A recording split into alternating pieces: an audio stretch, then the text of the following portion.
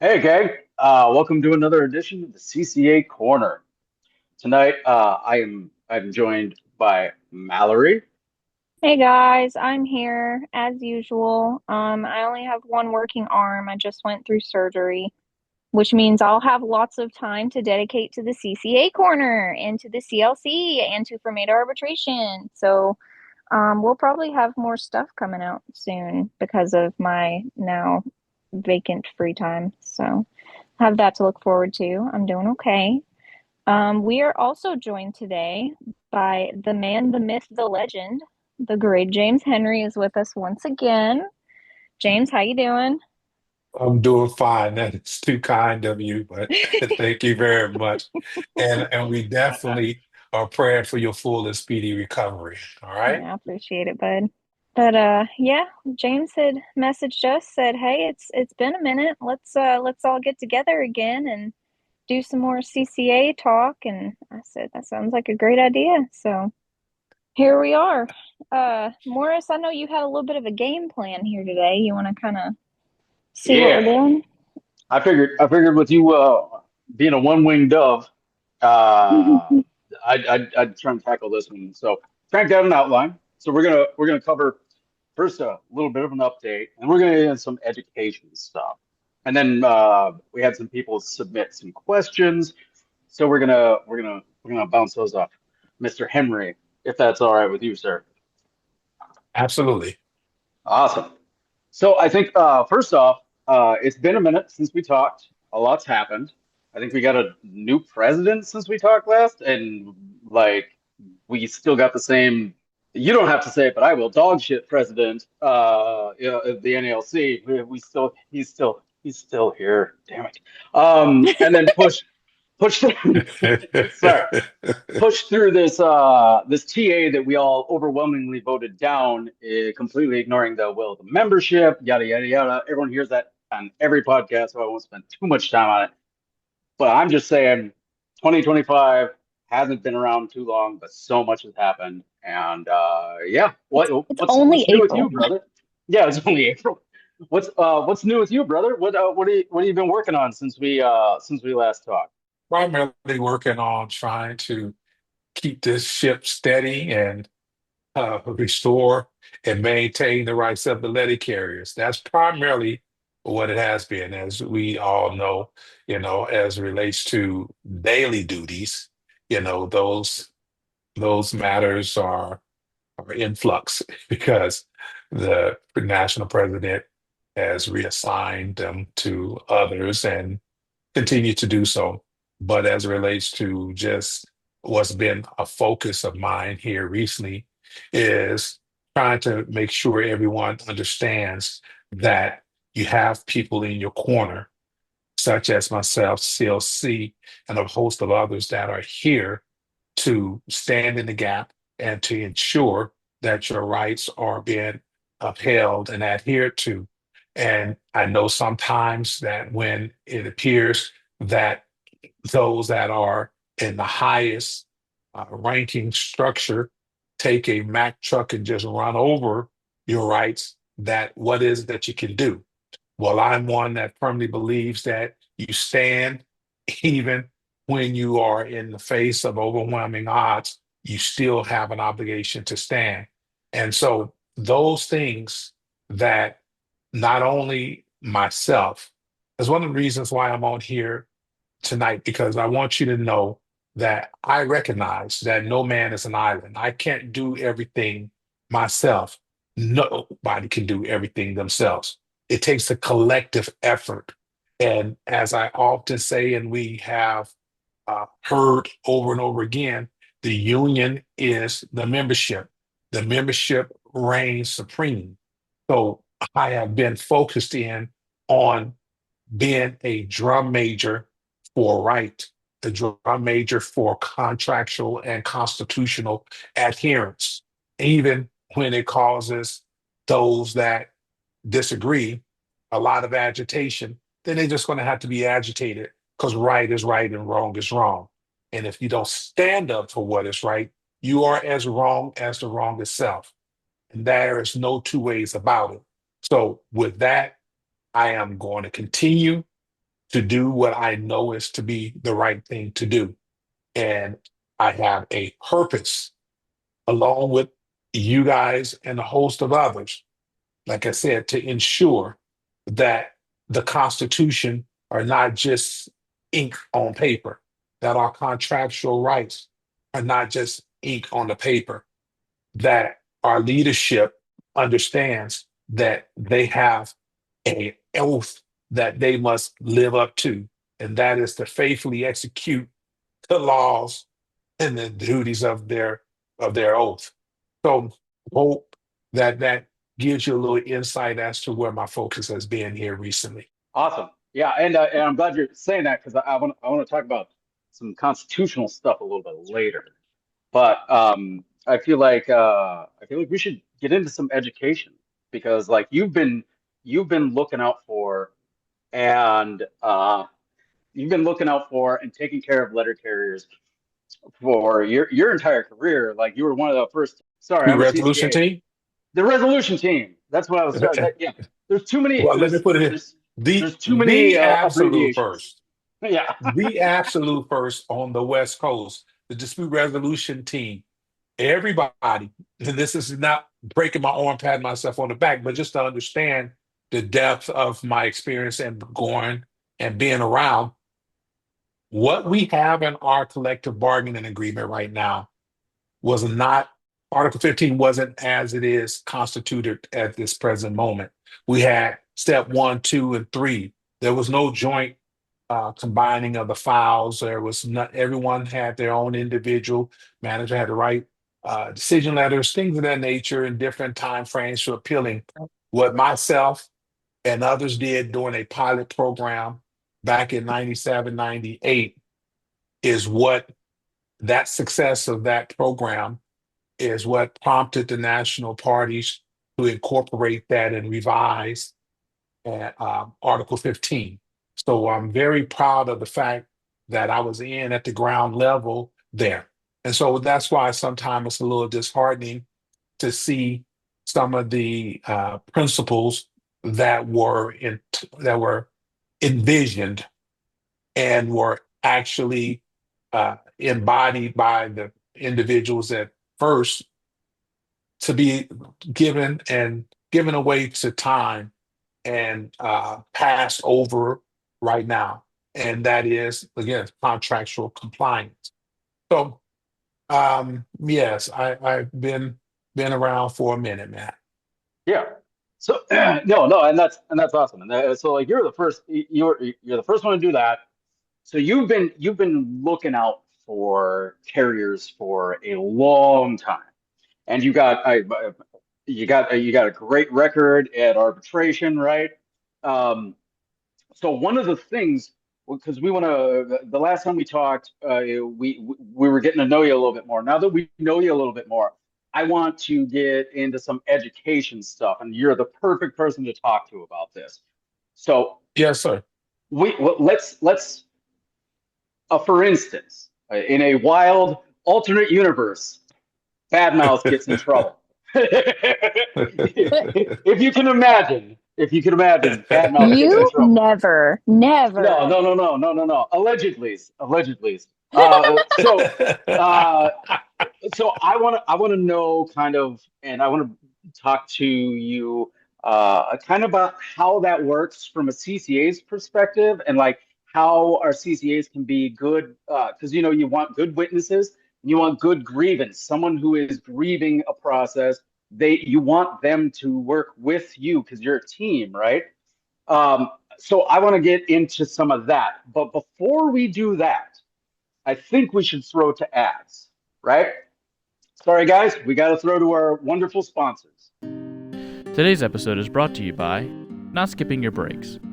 When you skip your breaks and your lunch, you work for free for 50 minutes. Don't skip your breaks. You only reward yourself with more work. It's my money, and I need it now. And we're back. Man, I love our sponsors. I love our sponsors. Yeah, yeah. It can't happen without commercials. This is America, Yeah, baby. Uh, sponsored ads. so, all right, Mr. Henry, Yes, sir. I'm in hot water.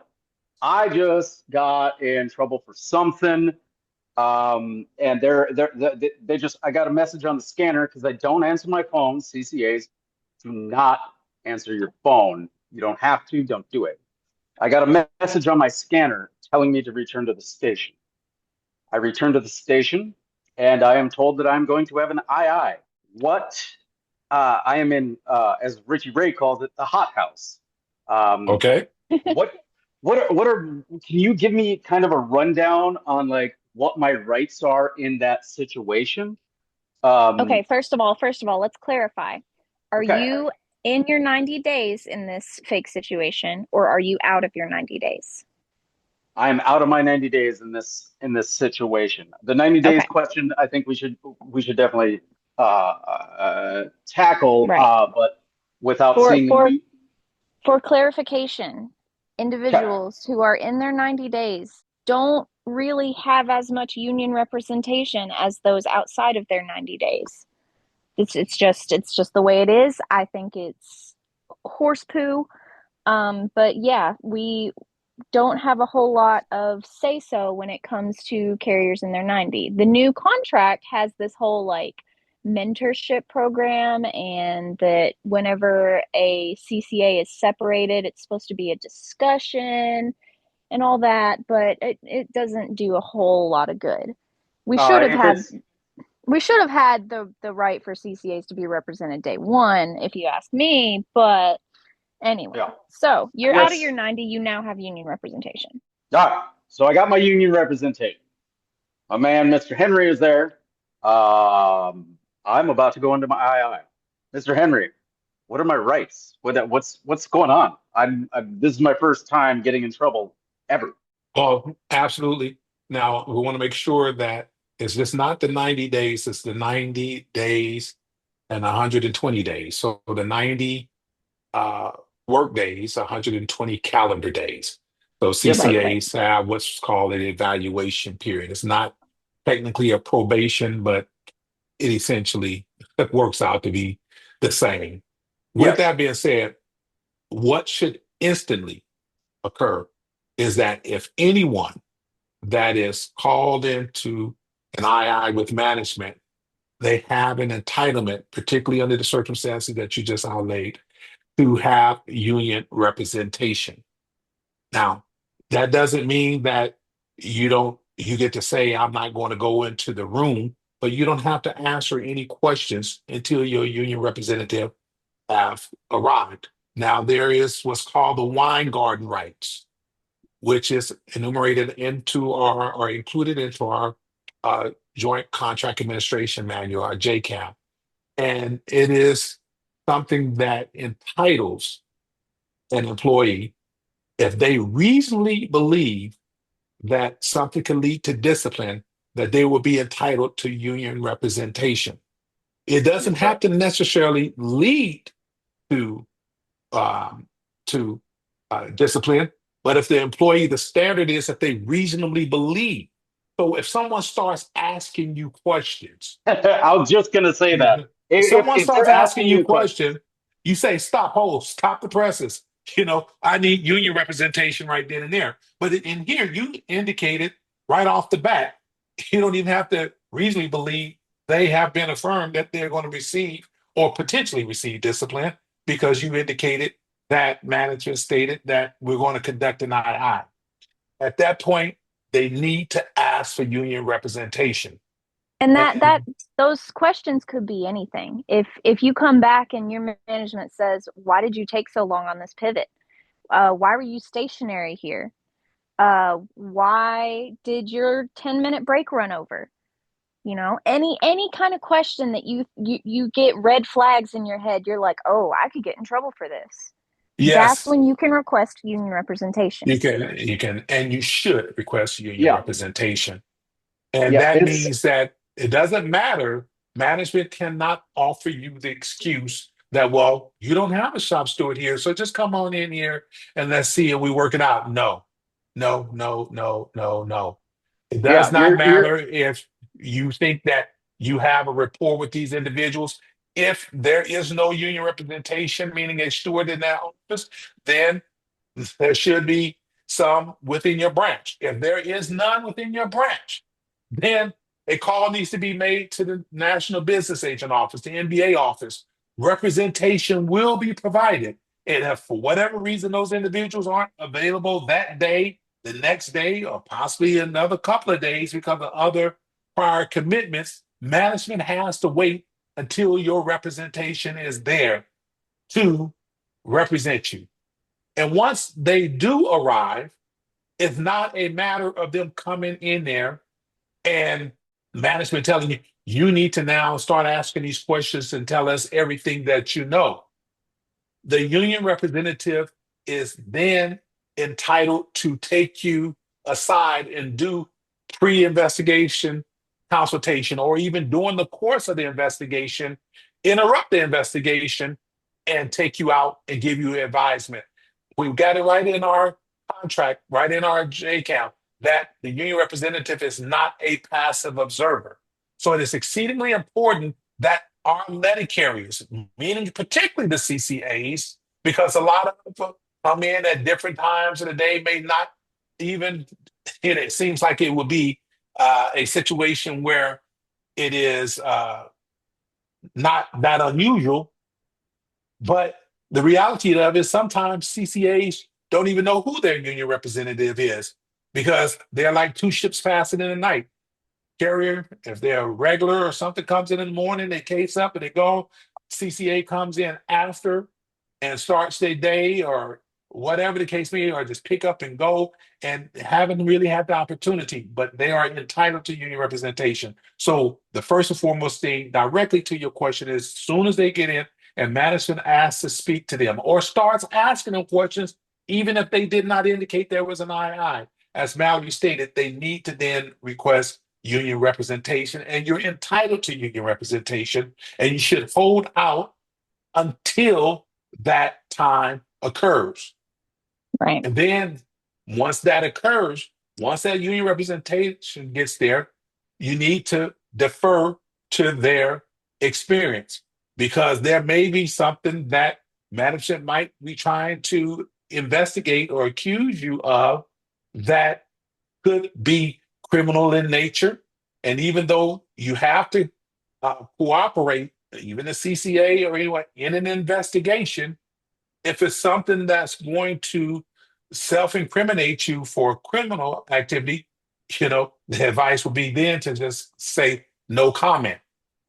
You're still participating, but you don't want to self-incriminate yourself for anything criminal. If it's just a standard routine contractual violation, such as, you've been accused of maybe not having your seatbelt on, like why weren't you wearing your seatbelt, or why did you ride through Avenue S with your door open, or any number of things, then at that point, you want to be honest, never lie, and give your side of the story. A lot of times our letter carriers, especially CCAs that are new and are nervous in what's going on, don't want to tell the whole story because fear of being disciplined. But you have to defend yourself. You need to defend yourself, and so things can be placed into proper uh, context. And so that's what needs to happen first. Get your union representation. Once you get your union representation, then if there are circumstances where that leads to you receiving discipline, then that carrier needs to, on the clock, request again to see their union representative to file a grievance on their behalf, and to do so within the 14-day time limit. Yeah, it's one thing that I tell all the new CCAs who come in to my station, and when I talk to CCAs on Amazon Sunday, a lot of just what you said. It's like, bro, we've all watched Law and Order with our mom. Think about it like Law and Order. Like if they're yeah, exactly. Yeah, Dick Wolf. If they ask you, if they start asking you questions, your only answer should be, I don't recall, and I need to see a steward. Same way, just like all those episodes of Law and Order. You lawyer up the second they start asking you questions. And what I would say in regards to still saying I don't recall, because then they could then turn around later on and say, well, you said you didn't recall, and now you are now recalling. And somebody that's slick will say, well, when were you telling the truth? Or were you lying then or are you lying now? Are you making up something because the union told you to tell it? You just say, I'll happily answer whatever questions once I achieve union representation. All right, Or, fair. like I say, if there's something that may be criminal in nature, then the union representative should be telling them at that point to maybe respond in the appropriate question relating to something criminal to say no comment. Not that I don't recall. Okay. All right. That makes sense. All right. All right. So I just got there. I'm going into this II, and I waited till my steward showed up. Mr. James Henry was showing up to save my bacon. Let me interrupt real quick. Yes. If management ever wants to do an II with you, or a PDI and II, they're the same thing. Some Yeah. districts call it one, some districts call it the other. They're the exact same thing. Yeah, they're IIs down here. Yeah, they're PDIs here, and it irritates me because Which stands pre-disciplinary for interview doesn't sound yes. great. Yeah. If you ever get into that room and they want to do a PDI on you and your steward is not there and they want to try to continue to do the PDI, no. No, no, no, no, no. You wait until your No, steward gets there. you absolutely do that. And this is where you have to make sure that you educate your colleagues, you educate the craft that Right. you are not required to answer any questions until your union representative arrive. You have to participate. So if they tell you to come in the office and you come in there and you just sit there and you simply respond to them, I'll answer questions once I receive union representation. And you teach them to say that over and over again. And most of the times, when a representative is requested, most of the time, the managers will go ahead and provide you union representation or stop the investigative interview or questioning until you receive some. But there is occasions where they will continue to go on, and make you feel like if you don't, that you're going to be in bigger trouble, or act like they're your friend. No, just tell me so I'll know, and don't worry about it. I'll take care of it. No, in any instance, always take care of business like business. And you have to educate these carriers. Again, especially the CCAs, because by virtue of them being CCA 9 times out of 10, they're the newest and the most junior carriers and are unaware of all the rules and perhaps not been able to attend union meetings and things to the extent that they would perhaps like to because of inordinate hours of working. So yes, Mallory is right on point. Stop. Tell them to stop. Do not worry Mm-hmm. about it until we get there. Awesome. Yeah. Yeah. Yeah. Because management just preys on CCAs like low hanging fruit. Like you said, if people don't know their rights, they just get railroaded. And yeah. So I'm there. My steward, Mr. Henry, is there. Uh, I get a chance to consult with you before we go in, right? Oh, absolutely, you do. And this is where it's certainly that the shop steward or whoever your union representative is should invoke those rights. They should have an idea. The first thing that the union representative should do when they go in there, they should always ask management, what is the nature of this interview? And then management has an obligation to tell them this is because of attendance related issue or allegations of a confrontation out on the route or an accident, whatever the case may be. Then at that point, the union representative needs to say to management that, look, here, I need some time. Give me a moment. Excuse yourself or let us excuse ourselves for us to be able to consult. You're entitled to that. And one thing that I want to make sure that everybody understands as well is that even though we focused in specifically on the managers, there could be a postal inspector in there or OIG, an officer inspector general, and they flash that badge, and we feel that we need to go ahead and say everything and answer questions then as well, because we have a law enforcement agent in front of us. Similarly, you do not have to answer any questions without your union representative. And especially in those circumstances, that is exactly when you need to invoke those rights the absolute most. Because if when you have OIGs or postal inspectors, they generally come in tandem. And you're going to have one playing good cop, bad cop. They'll ask you to sign waivers. They'll ask you to give a handwriting sample. They'll do all kind of stuff that the carrier is petrified and just want to get that circumstance and that situation over and are trusting. Do not. So the moral of the story is if it is not your union representative that is in there with you, you need to, especially as a CCA, say, stop, I need my union representative. Yeah, and I've said it on this podcast a dozen times. A cop is a cop, good cop, bad cop. A cop is a cop. Lawyer up. Back to the law and order thing. Yeah. Okay, that's awesome. Yeah. I think we just need to like use that as a regular reminder to people because it is intimidating. They want to scare the shit out of you, and Mhm. like anyone who's been in that sort of situation knows that it's scary. But yeah, you just need to stay strong, stick to your guns, and be like, hey, I'll talk to you when my representation gets here. No And comments until then. absolutely. And here's the thing is that a lot of times, like I said, the carriers are taken uh, by storm, so to speak, or are caught off guard. They don't know what's going on. Everything today has been going regular. Again, especially if we're talking about CCAs and CCA corner, they're inexperienced and haven't been around a long time, perhaps haven't seen or heard very much of these kind of circumstances or situations happening. And when it comes to, like I said, the managers, that's kind of routine. But when it comes to getting interviewed by postal inspectors or OIG agents, it is super, super important.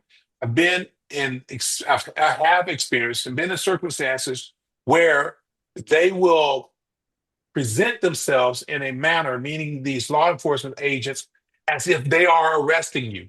I've literally witnessed them take a carrier who refused to answer a question, put handcuffs on her, march her out to their vehicle, put her in the back of the vehicle, close the door with the windows open.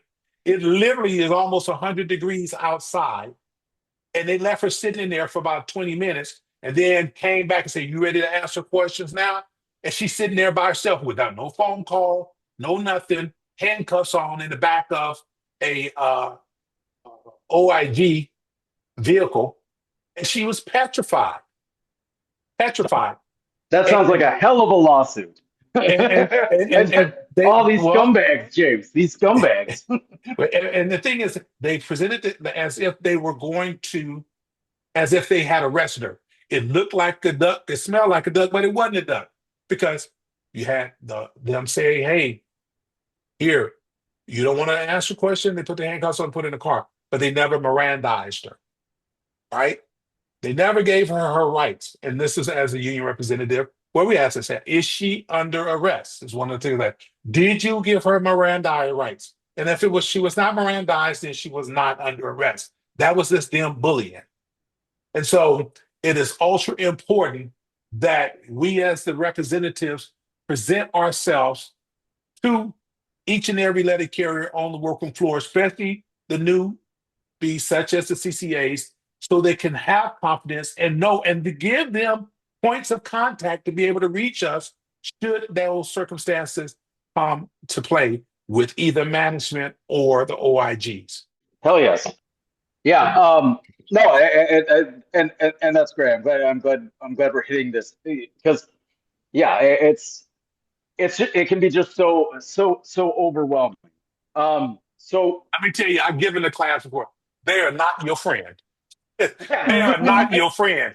And yeah. best believe that. They're not your friend. Oh yeah. So, I've said that. That's what I tell my CCAs too. It's just, hey, so and so is going to be super nice, but the second you're out of the room, they're chirping, they're talking shit. Like just because management can be friendly, that don't make them your friend. Just be civil and get along, but do not. They are not your friend. Yes. Okay, so all right, so we're going to basically our my job as a CCA. I'm in trouble. You're there. I waited until you were there to answer questions. You got to talk to management to figure out what it was about. We get a little consultation. We go in, and I'm going to answer my questions truthfully. But am I keeping my questions brief? I don't want to ramble on, right? I want to. I don't want to be rambling on. I want to give short, concise answers that are truthful. And then basically, the way that I've understood it was just like going back to the Law and Order thing. You see those interviews where the cops are interviewing somebody, the lawyer will interrupt to to advocate. You let your steward, you just follow your steward's lead, right? That's kind of the idea here, right? Yes, you always want to follow your representative lead. And you ask the question, answer the question that is asked you. If it's a yes or no answer, then you answer yes or no. Don't go on rambling on, as you say, and thinking that you're helping yourself when you're not. If it requires explanation, then you give explanation. The union representative will tell you in your pre-consultation of the interview, or if they pull you out of the interview, they'll tell you how they want you to conduct yourself, and if they ask you to stop and not to continue until they give you the signal to continue on. And you'll have management huffing and puffing and having a conniption fit across the table, making all these allegations that the representative is interrupting their interview or interfering in their investigation, and that they'll investigate them. Most of the time, that is nothing but a bunch of hot air. Yeah, it's The bluster. They're unraveling. Right. right, And the care. something to keep in mind, every time I've had a PDI or an II, whatever y'all call it, management has always asked, "Are you aware of your obligation under ELM section blah blah blah blah blah blah blah to do XYZ thing?" No, Well, I'm sure it says something like that, but I don't know the exact language. Do you know what every provision of the ELM says? Because I sure don't. So if they ask you Absolutely something not. like that, hey, it could say that. I'm not quite sure. Is that what that says? Can you show it to me? Right? And most of the time, they have not showed it to them. And unlike when I got hired on, we used to have the M41 and M39 at the desk where carriers could read it on the clock and things of that nature. Those things are, for the most part, not available anymore because of the digital age. The carrier is readily accessible. But the yeah, fact of the matter they, is that one of the tenets of just cause, is there a rule and is the employee aware of the rule? This is how they try and lull you into saying something that is just not true. They want you to connect the dots for them. And remember yeah, this, nine times out of 10, when they asking you questions, particularly if it's OIG and postal inspector, they already know the answers. They already know. They wouldn't be there if they didn't. Management should be doing a fact finding. So when they ask you those questions, if you don't know, it's nothing wrong with saying that you don't know, but don't lie. Be always truthful. If you don't know, say you don't know. yeah, and just with the way this mess is run in most places. Any of our listeners, brothers and sisters, have you ever been given enough time in the morning to flip through the M41 that might be at your case? Like, First of I've all, got it to. should be at your case. It's required to be at your case. Yes, yes. If it's not at your case, file a grievance. Light them up. Light them up early and often. Like, light them up if it's not at your case. But like, they don't give us any time to read this stuff. I'm I'm kind of a weirdo in the fact where they pissed me off so bad that I started learning this shit on my own and listening to like Corey and and all these other great podcasts in order to learn this stuff because they don't give you time to do that in the office. So yeah, when yeah, uh, I lost my train of thought. It's been a long day. It's all Um, right, brother. But the bottom line is that they don't know, they should say they don't know. Yeah. So I guess where the next question I would have is like, do you have any sort of like tips for me? I've gotten in trouble for the first time in my life. You're my steward, and like going into this meeting, you're telling me don't say you know these provisions that they ask you that unless you can recite them by heart. Answer questions truthfully. Be direct and short with your answers. Don't give them don't give them a bunch of extra stuff that isn't necessary to answer the question, right? Are there any other sort of tips that would make me a good grievant?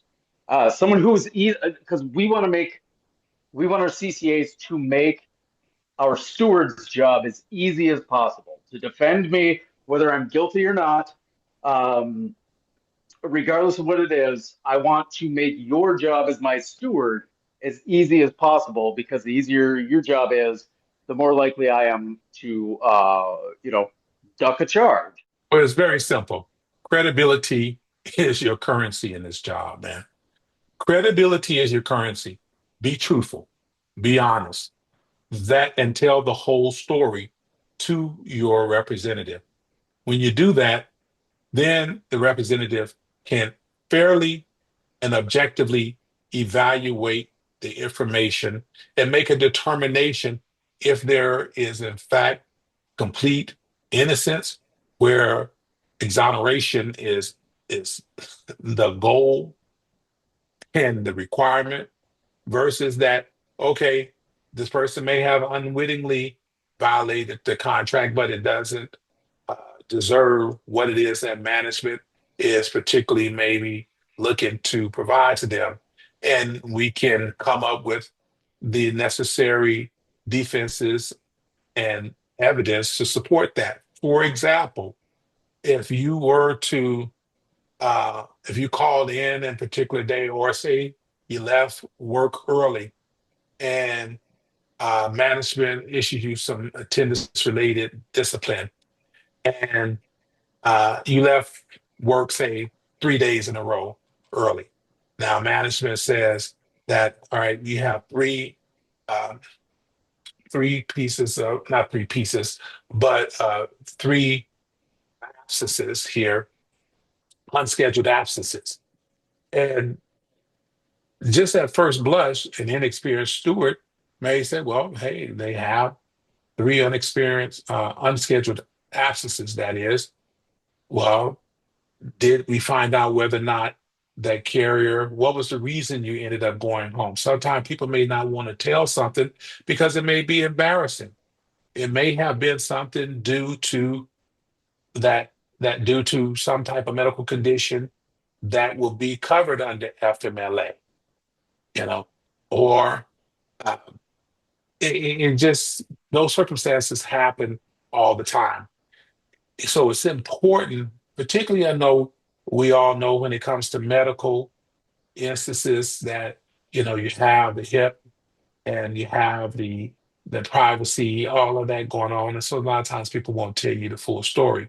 But to make the steward's job easier, you have to tell the full story, even if it's uncomfortable.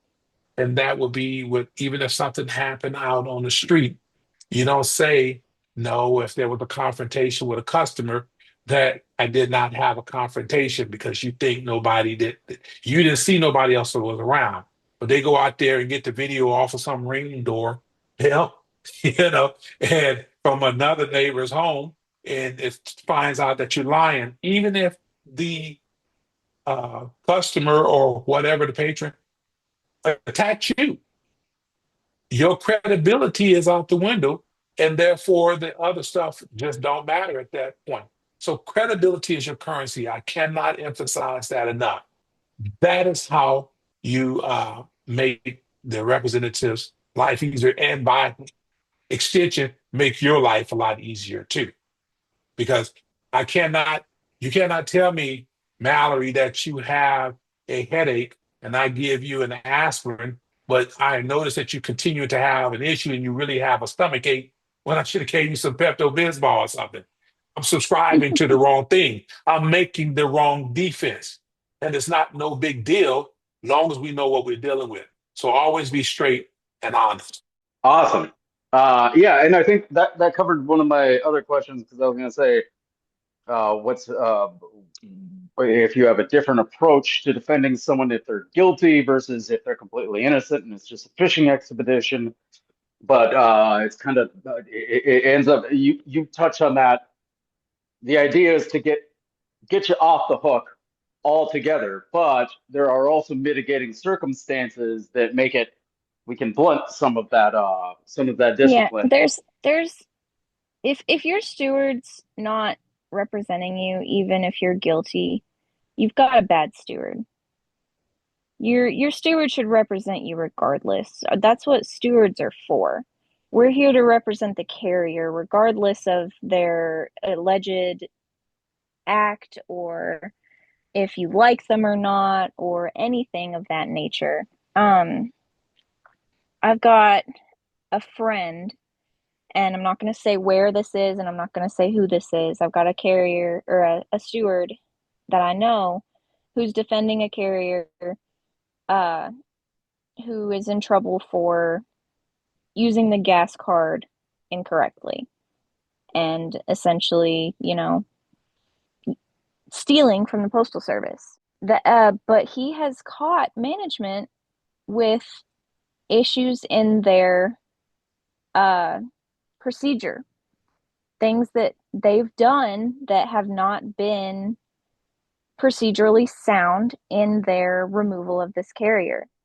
And in that, I really believe that he's going to get this carrier off the hook because management screwed up in their procedure of removing this carrier, even though this carrier has done something. He has apparently, used the gas cards wrong.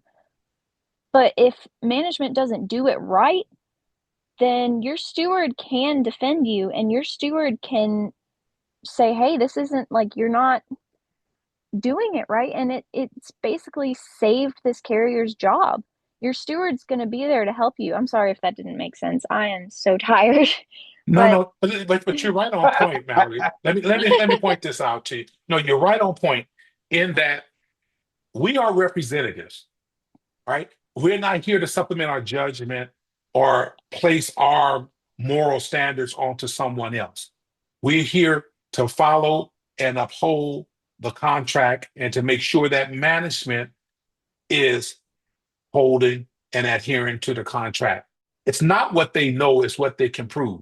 And there are a couple of silver bullets when it comes to, particularly when it comes to discipline, that even if the carrier is caught dead right, 100% guilty of a criminal offense, the due process rights are so important that it will overturn discipline on its merits when it comes to certain things. Prime example is at Article 16.8, review and concurrence. It says, in no instance may discipline be imposed without first having concurrence by higher authority. It says, in no instance. That's unequivocal. That means encompassing all. In no instance. And this that's borne out true in my actual career. Chris Jackson can attest to this here. I had a letter carrier who got caught with five $50 gift cards in her pocket the desk, meaning where she was casing. And she was on video using $50 gift cards at Walmart, and she ended up getting her job back. Why? Because the review and concurrence was not proper. It was not proper. They did a review and concurrence, but it was not proper because the supervisor had given a statement saying that she was instructed by the postmaster to issue the discipline. And so if there is no review and concurrence, that's a silver bullet. It don't matter if the carrier is guilty or not. And we should be representing them in all instances. The key comes down to whatever is the appropriate remedy later on if they're guilty and taking just cause principles into account. But if there's no investigation, that's a silver bullet. And arbitrators have routinely held that how you arrive at the discipline, the decision is equally as important as the decision itself. So you cannot have no circumstances or no situation where you have a representative that decides that I'm going to impose discipline and being negligent in my job. We are not supposed to be judge, jury, and executioner. Our job is first and foremost and exclusively to represent that letter carrier and to ensure that management is adhering to the contract. And so you're 100% correct in that particular instance. And we need to make sure that our people know that we got their backs like vertebrae, that they are confident that they bring something to our representatives, their representatives, that it's going to be dealt with vigor and enthusiasm and zeal in each and every case. Hell yes. So, in short, my ass is in trouble. I did the damn thing. I would never, honestly, but say for instance I did the damn thing. I'm gonna get there, and I'm not gonna answer any questions. I'm just gonna say no comment until my union representation comes. Whether I'm guilty, whether I'm innocent, I give my steward and I give my union rep the chance to defend me well. And being a good grievant, I just say no comment until my steward's here, and then I just follow my steward's lead, right? Because I Right. might get my ass off because we are smarter than management. CCA went behind the ears. It's smarter than management most of the time. Like it's this is something that, thank you for saying all that. And like, this is something that we try. I just want to grab CCA sometimes and shake them. Be like, no, no, no, no, no, no. Don't sign anything without your steward. Let we gotta buckle down. Even if you're guilty of the thing, don't admit guilt to it. Talk to your steward first. Like, yeah, okay. Absolutely. You Sorry, know, like I I said, get fired up. I well, don't like cops, and these are the worst kind. no, brother, no worries at all. But like I said, our job is to make sure that our people are represented. Management has the burden of proof, particularly when it comes to discipline. They have the burden of proof. We don't have to put anything on the silver platter for them, nor should we. So that is So, just point blank. so is there any difference in the rights of a CCA versus the rights of a regular carrier when it comes to discipline? There's one distinct difference, and that is that it says that the discipline with the tenets of just cause, that the discipline should be corrective, but they don't have progressive discipline like a regular would have. Meaning that if you, as a regular,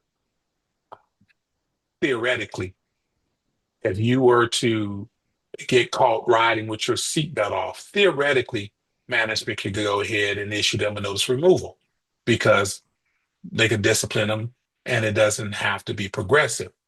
But for the most part, management doesn't do that anymore. Whereas in the case of a regular carrier, management would have to start off at minimum a letter warning, but we would argue from discussion to letter warning, that small suspension, large suspension, and then a notice of removal before they could, be on solid ground with that, at least in terms of progression. But the reality of it is that when it comes to uh, CCAs, even though it doesn't have to be progressive, it has to be corrective. Well, how is something to be corrected if you don't give them an opportunity to correct it? So a lot of times progression just kind of have seeped into it. But that is the distinct difference, is that they are entitled to all the rights as a regular career employee when it comes to that. They are entitled to an advance written notice. They're entitled to remain on the clock. They're entitled to all of those things. They're entitled to be judged by the just cause standard, with the exception of progression. Awesome. Yeah, that no, that makes sense. That was my understanding too, but I was like, I wasn't sure. So thank you for asking that now. Yeah. Um, well, I guess that's kind of all I was thinking as far as the education thing. Do you got time for a couple questions, James? Of course. All right. So I think I think the first one, just because you obviously CLC, uh, are there any new additions to the team since last we talked? Yes, actually, we have two individuals that are going to that's slated to be resident officers, and we'll announce what those specific positions are at a later date. But as of right now, we have Pam Donato. She's going to be coming on as a resident officer. She's out of Branch 9, former president of Branch 9, Minneapolis, Minnesota. And she also used to work at NEOC headquarters. She was the community representatives dealing with the food drive, disaster relief, and things of that nature for several years there. And then Rob Kozier, the president, Branch 2, Milwaukee, Wisconsin, he's going to be coming on as a resident officer as well. So we are definitely steady marching along, brother. And I'm very, very, very proud. And since the last time I talked to you, um, everyone knows because we had did it on Ron Speakman's Fed Up on his podcast. But um, my man Corey Walton has accepted and is going to be running as the executive vice president. So as my running mate. Yay. So we're super excited about that. I'm sure as all the letter carriers out there as well, along with Kamisha Lewis, who's running as the vice president, the position that I currently occupy. So I got we I got to have, give Kamitra a shout out. I'm in man, I'm in Fort Worth, right across town, and I've got to be in her meetings. She puts on a clinic. It's great, and I've had the opportunity to talk to her a bunch of times. I love Kamitra. I need to give her a shout out because she knows what she's doing down in Dallas, and yeah. absolutely. Man, I can tell you here, I am exceedingly, I mean, like when I tell you, I am overjoyed with the people that have come on board with the CLC. And I say this with all sincerity, that includes each and every one of you guys, but particularly those that are uh, going to take up the mantle and fight on behalf of the letter carriers.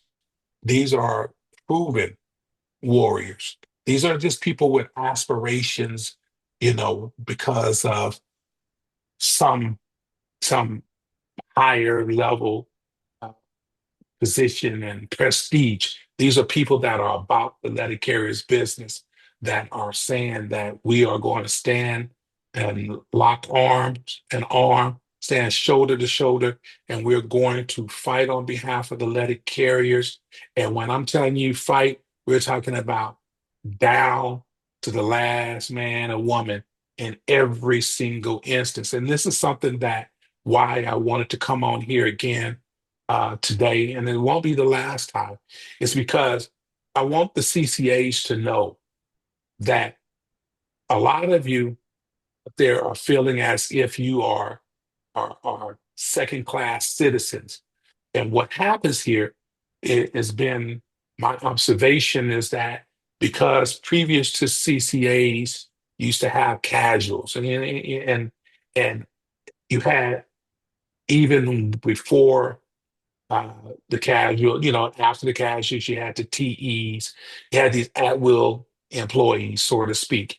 And then even when CCAs first came into existence, they were um, uh, basically let go at the end of their 360-day period.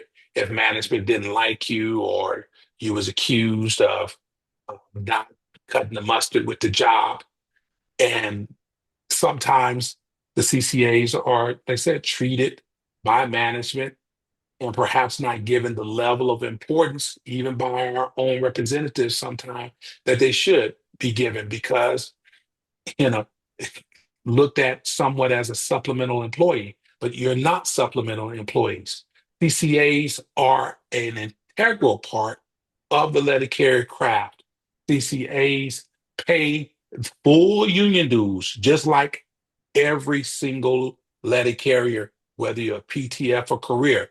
CCAs do the exact same job as every single letter carrier, whether you career or not.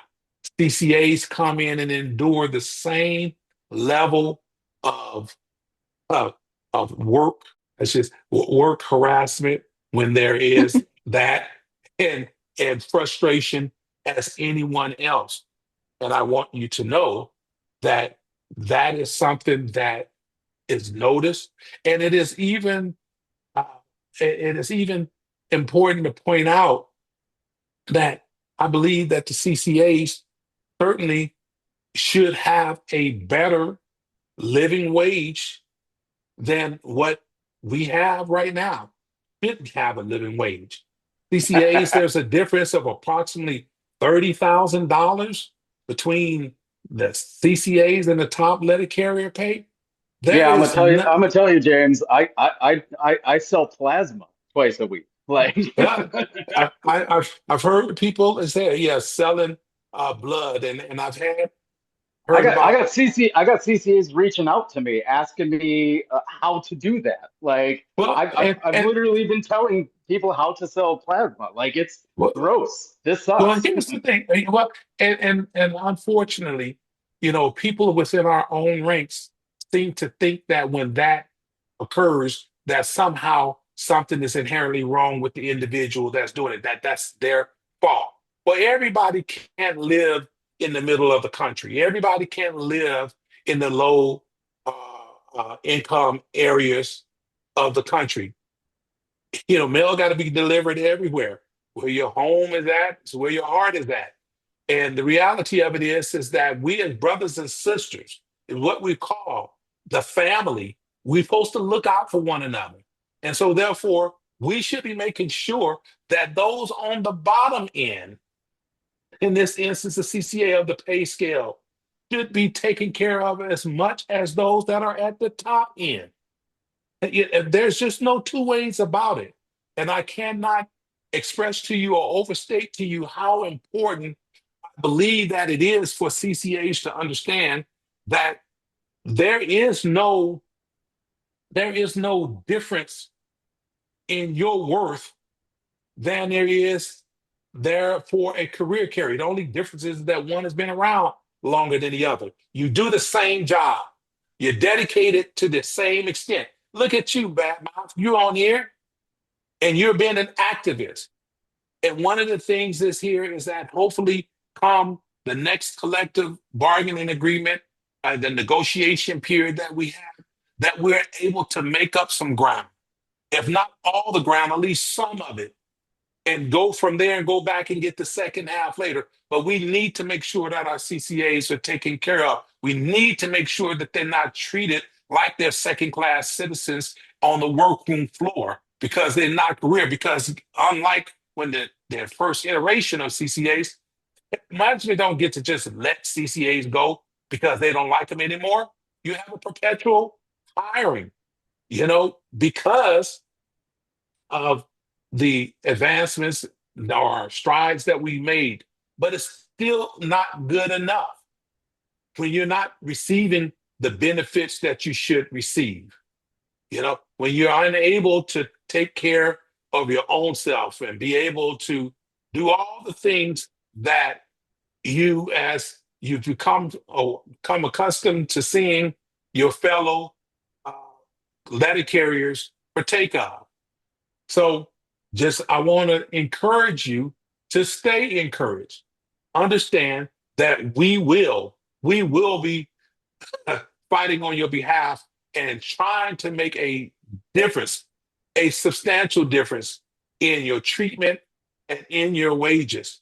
Right That's what I on. like to hear. Um, It's that good stuff. What are your thoughts about the tentative agreement? Do you I know that a lot of people are upset about it, or the TA, the new contract. they're I the guess same it is thing. technically the TA, yeah. Let's get into that for just a minute because I know a lot of people are upset about it, and the fact that what we voted down was the entire contract, and yet here we are with part of the contract. Like I Yeah, guess I just we got the whole contract with the side of chips, I guess. Mhm.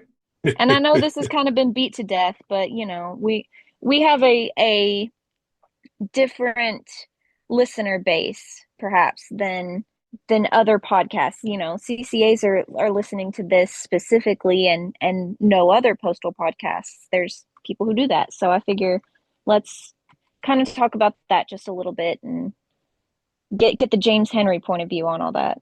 Well, personally, I think that the collective bargaining agreement that we have uh, fell woefully short of what we should have gotten and possibly what we could have gotten.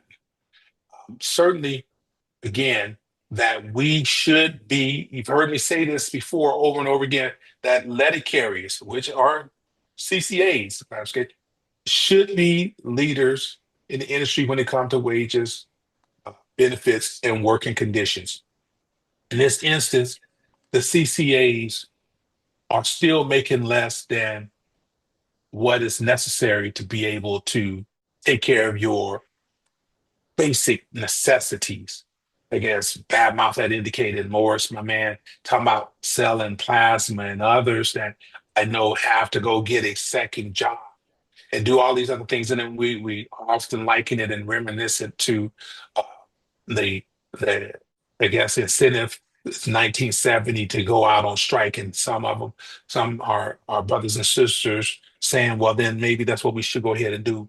Well, right now, I think that the collective bargaining agreement that we have, like I said, fell woefully short of where and what we should have gotten at this particular point in time. And I'm cognizant of the fact that in recent contracts, we've gotten 1 point something over and over again here. But I am of the opinion that we've been able to endure that and without too much of a uproar because we had did well beforehand and we had a little fat that we could live on for a minute. And now circumstances have changed. The economy has eaten up a good deal of that. When we're talking about inflation and when you're talking about you got to pay, $6 for a carton of eggs and all these other uh, extraordinary prices, like where I come from, when gas in Los Angeles is ranging anywhere between, 5.50 to almost $7 a gallon. Some people that seems like that's a outlier, but it's not for those that are there. That is the reality of it. And so when our leadership who negotiated this agreement, or in my view, ultimately end up agreeing with this under the guise that the arbitrator rendered a decision, you don't have to take my word for it. You can read the collective bargaining agreement. You can read the award itself, where Nolan says that the parties met for 2 days in mediation, met 2 days of mediation, and then he codified it, and they worked cooperatively to come to an agreement. You take that at face value. What does that tell you?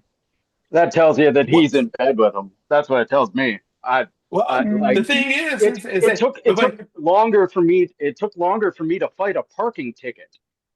well, here's the, and I get you, but here's the deal. Who's responsible? You know, look.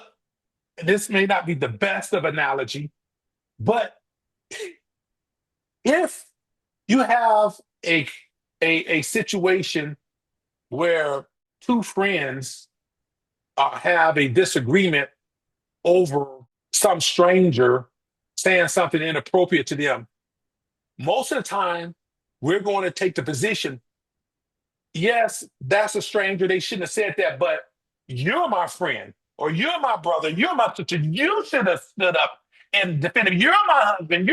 You're the one that should have stood up and took care of business. You should have defended me, regardless of what Nolan, whoever. It was our president who was responsible for looking out for the best interests of the letter carriers. Period. Full stop.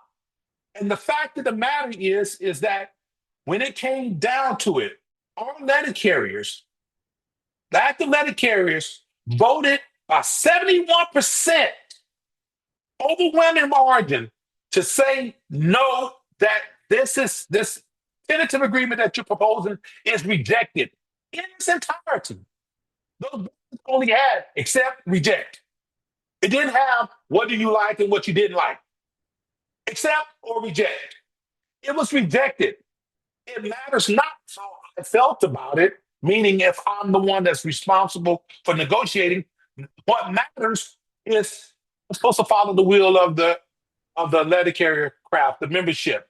And it is egregious, a dereliction of duty, in my view, to not follow a mandate that's in the Constitution that is made unequivocally clear by the membership. There is just no two ways about that. None. And so we have this collective bargaining agreement that we have right now that takes us through 2026. And our thoughts to that, bad mouth, you know, and Mallory had referred to it as a TA, because that's essentially what it was. You know, what's that old adage? You can take a pig, put lipstick on it, dentures, and a yellow dress, and it's still a pig. It's still the same tentative agreement, essentially. Yep. But that's what we have right now. And what we have to do is to ensure that our interests that we say, meaning the union, meaning the rank and file, what we say is what is done. There's a process of how things are supposed to be done. And you got to follow the process. And in this instance, I think that our leadership failed us when we didn't follow the process, meaning follow the will of the membership. Period. That that actually brings up I think the second part to this question. So like he completely ignored the will of the membership, right? We're in full agreement. He took the TA we voted down, and then he found constitutional rules in order to railroad that through and get it through, right? The last time you were on, one of the questions we asked was if you get elected, will you put limitations on the executive, or will you do you have any plans to put any sort of like checks and balances to make it harder for someone to do that? Because I don't think you're going to do that. But what happens after you retire and someone else gets in there? We get another smooth talking narcissist who's just willing to run roughshod over the membership. We need to, yeah, you had said that the problem isn't the rules that we have, it's with the application of the rules. And that I feel Correct. like, me personally, looking at this, he followed the rules in order to run roughshod over the membership. So like the problem, it seems like it's both with the application of the rules and the rules themselves. And I'm just wondering, has your position changed on that at all? Or how? What's your feeling as far as what's your interpretation of that viewpoint? Because I know I'm not the only one that feels that way. Where there's people trying to pass constitutional amendments. I know is picking up around just to kind of limit power. Well, let me put it to you this way here, is that this is what I do believe, is that there's always room for improvement. Okay. So I'm not at all advocating saying that there should not be some uh, changes constitutionally or some improvement. And that's going to be obviously decided by the membership. The membership is the one that determines what is in the Constitution, right? When we have our resolutions with contract and all these other different things at the convention. And I have not yet lost faith in what the system that we have is no different than, well, as an analogy, we have our judicial system here. Are there people that often or have gotten convicted that were innocent? Yes. But by and large, we have a good judicial system because we have due process, whereas a lot of countries don't. Our Constitution provides that the executive, in this instance, the president, has powers. And there is a circumstance, there are circumstances, a lot of circumstances, where the president needs necessary power to do the will of the membership. Because you can't get with everybody every single time. But when it comes to certain things, say, for example, like this collective bargaining agreement, I think that the uh, that the executive board should have been involved in the negotiations. Now, the president can ultimately make the decision, but in this instance, the executive board was completely, cut out when it came to the negotiations. When it came down to meeting with management as a whole and coming up with the economic package or whatever, I think that there should be more inclusivity and should be more transparency that has a better chance of having a global view and a more diverse uh, opinions to be able to come up with the best informed decision that we can on behalf of our letter carriers. So there is room for improvement. And this here was exhibit A of there. So I guess to your point that my position is modified to some degree, do I go to the extent that some say, well, just remove all the powers from the president? No. But the point is, this is why it's important that you uh, elect people of character and content as well. That's not only at the president, but making sure that the firewall of the executive board, that you have people in there that are also willing to stand up for what they know is right. That has to happen. And our responsibility is, as I stated the other day, is to the membership. It's not to no one man. Our responsibility is to the membership. And so we have to consider improving our Constitution. And we have to consider that if we get to a situation ever again where someone feels that they have an unfettered right to do whatever it is that they want to, that they can just trample over the Constitution because they say so, essentially waving the same card that management waves. Article 3 says I can do whatever I want. Well, Article 3 is subject to all the other provisions that you agreed to in the contract. The Constitution doesn't give the president or the executive council unfettered right and unchecked rights to do whatever it is they want to. That's why we have the membership is supreme. Hell yes. Okay. All right. No, I'll take it. I'll take it. Do you got time for one or two more? I'm thinking a harder one and then a softball one to wrap us up. Man, whether it's curve, hard, slider, don't matter. It don't I'm a matter big to fan me, of the bro. screwball. I'm a big fan of the screwball myself as a screwball. Um, Yeah. All right, wait. okay. Let me do one question. Yes. Yes. James, Yes. Yes. what's your favorite color? Black. All right, bet. Everyone looks good in black. It's a good call. It's a good call. There we go. I Um, had to break up the monotony of it. Sorry. Okay, Go ahead. so I got a long list of questions here, but I feel like this one is a little bit. So with the current climate, and we got all the scare tactics going, and we got all this, yada yada yada. Renfro's using the political landscape as a way to keep us all scared into just taking crumbs. I again, this isn't a CCA corner standpoint. This is a badmouth standpoint. The man knows exactly what he's doing.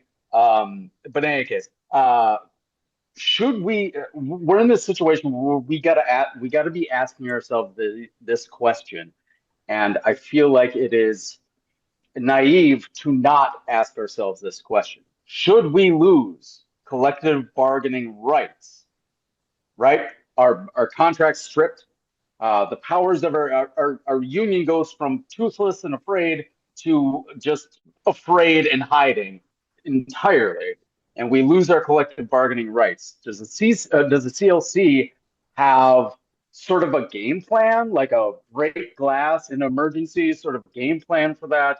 Because I know that there's people talking strikes, there's people talking job actions, and all that stuff. I don't see the infrastructure there for us to be able to do that right now. And we would need solidarity with other unions all across the board. But like, if they strip the bargaining power and collective bargaining rights of the postal unions, is the CLC, and you don't even got to give details on it, is the CLC thinking about that? Well, I can tell you this here is that we are constantly thinking ahead. That's one of the distinct difference between us and any of the other campaigns. And it's not throwing any shade. I'm just telling you, speaking that as you know, we meet on a regular basis. This is just not about trying to obtain the uh, positions that we're running for. The position that we're running for is necessary to have influence on effecting change, to be able to help lead with knowledge and experience and bring into play our letter carriers as to what they want to see occur with their union, the rank and file. So the bottom line to, you know, currently right now, we are still assembling our team, and there are internal discussions relating to, the politics of the political environment that's got going on and what may be happening. But I tell you, once everything is in place, all of that will be discussed and a plan laid out. It is on the burner in terms of thinking about it and discussing, because it's something that is at our doorstep that we have to be conscious about. Okay, And good. and, That and we was are. that. Yeah. Okay. Yeah. No. No. No. That's. I feel like it is. It's a little dicey to just be focusing on that, but it is also incredibly dicey to not be thinking about it. No, So I wanted to be. it would be negligent of this here. I mean, I think that even up to now, there are certain things that perhaps the NLC, could have and perhaps should have forecasted and had some particular, I guess, maybe ideas to go forward with, opposed to just being reactionary. Now, if there was, I'm not aware of it because I'm not part of the internal structure that makes the decisions there. But those are the things again that I would uh, that would change with regards to just being a one man show. Why you have a team, you're supposed to act as a team, and someone even as simple as a member out in the field like you can bring good ideas to the table that should be, oh, that sounds good. Let us take that into consideration. Let us see what we can do with that. There's no stupid question or answer or no stupid idea from anybody. Some may be a little bit more effective than others, but we all should be acting in concert. And I just don't Uh, see that here. I just see a one-man show. yeah, yeah, and that's good to hear. I'm a firm believer in having an umbrella and not needing one. So it's good to know that that conversation is being had. Um, I guess I got the softball question to end it, but before that, uh, not softball. It's just you need a slow pitch every now and then. Otherwise, everyone's looking for speed, and sometimes that slow pitch gets you. The um, Mallory, did you have anything else you wanted to ask? No, James, no. was there anything that you wanted to talk about that we haven't touched on? Well, I just wanted to reiterate to the CCAs is that know that CLC, the concerned letter carriers, and everyone that is associated and affiliated with the CLC, including your brothers and sisters on the floor, that we are one. We are a team. We are in this fight together. Even though I'm, elected to a national position, I've been through uh, the different offices over the course of time. I hear what letter carriers and particularly CCAs feeling, and that you seem like you're ignored. And I just want you to know that you are not going, your voices are not going unheard. For us to be able to make a change and to be able to uh, address your concerns with authority, we all have to get in here and act in concert, like I said. So I just want to make sure that they understand that they're not ignored. And I don't care who calls, whether you're a one-day CCA or a 35-year regular, you're going to get the same love in the club from me and anybody that's associated with me in the CLC. You darn snootin'. All right. Okay, so I had a bunch of other questions, but I hear you're going to be on Murph and Capone and Percent Bieri's podcast Next Gen soon, so I might just jump in there to bother you. Uh, so I guess just to wrap it up, Mal, do you want to take us home after this question? Um, all right. Well, here's the easy one, Mr. Henry. What are you doing for May Day? Are you celebrating the Haymarket riots? um, Mayday, I think I'm going to be, I'm trying to say, I'm going to, I think I have an assignment. No, I'll be coming from Minneapolis on the 4th, but I think on the 5th, I got something going on. I can't remember. Well, when you're in Minneapolis, you got to do me a favor and swing by Matt's Bar in Southeast and grab a Juicy Lucy. Yeah. Um, it's the go-to spot. There's places that do Juicy Lucy's, like craft ones, but that's the original one. Yeah, Yeah, I know that's you, but I'm always, I try to stay flexible, man. They say if you stay ready, you ain't got to get ready, right? oh yeah. All right, Mal, you want to All take us right. home, buddy? Yeah. Well, James, I appreciate you taking your time out of your schedule and spending some time with us. We love talking to you. Um, where can people find you? You got anything big coming up? Any big trips or doodads or what's its or Well, we have several trips that's going to be coming up here, actually, that will be going around the country. and I don't have my calendar in front of me, but I do know uh, Juneteenth on the 19th of June, we're going to be in Cleveland for Branch 897's their family day, and from my understanding, Akron and Cleveland supposed to be a major event that they're going to have possibly hundreds of letter carriers out there to address and attend with myself, Corey, and Kamitra. And I'm going to be uh, in in some other places. I think over in Tennessee, I'm going to be on the 6th.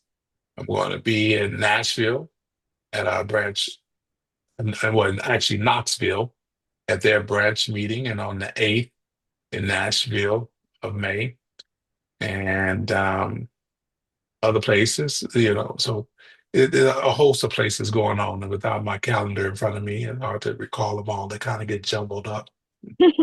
All right. Well, James, I appreciate you. You know, we love you and we love having you on and can't wait to see what's next.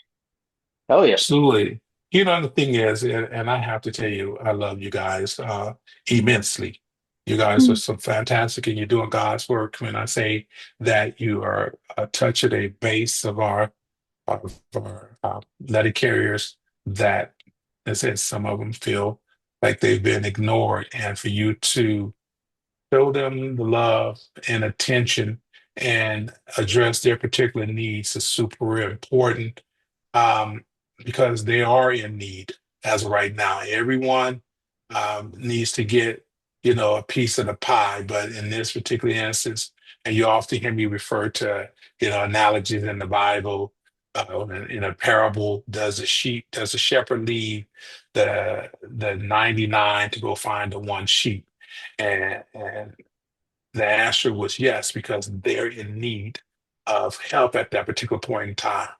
And until we get us all to the point where we are um, happy with our success, and even once we get happy with our success, we're still going to have more work to do, because it's a never ending struggle to ensure that our letter carriers are getting their just due.